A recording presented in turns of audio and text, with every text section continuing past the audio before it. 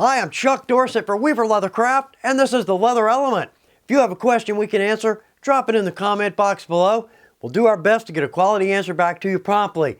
But again, if you've got a good idea for a Leather Element, same box. All right, this week, a little bit of a sales pitch, but you'll see where we're going with this because this is cool. All right, an antique. For those of us who are new, an antique primary job there is simply to highlight or bring out the natural blemishes and range marks in a piece of leather.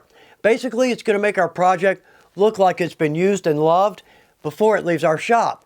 Now, we mostly associate this with stamping or tooling, but that's not the only place we can use an antique. It's gorgeous there, absolutely.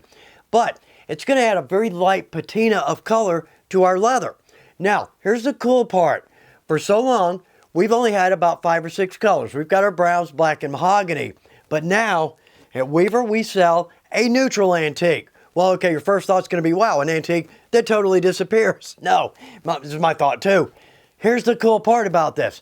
We sell an enormous range of the Angelus Paints. First off, great paints, but secondly, rich colors, some metallics in there, and some sparkles too. So now we can mix our paints with our antique, and that opens up a whole new avenue. Now, I've got a couple of picks here. Just two, not going to show you every color, wouldn't do that to you.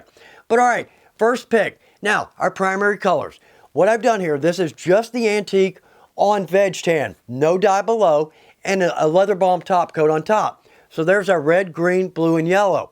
Now, the next pick, I've fallen in love with these 3 colors. Top left, the Celtic knot.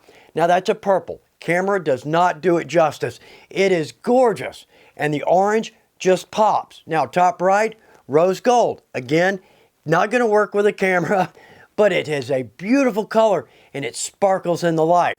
Now, this is new to us, so I really haven't had a lot of time to experiment with the mix, but thus far it looks like 2 or 3 to 1 antique over paint comes out nicely. You can always go heavier or lighter, but I really hope this gets the creative thoughts going. Thanks for taking time to watch The Leather Element. Good luck with your projects.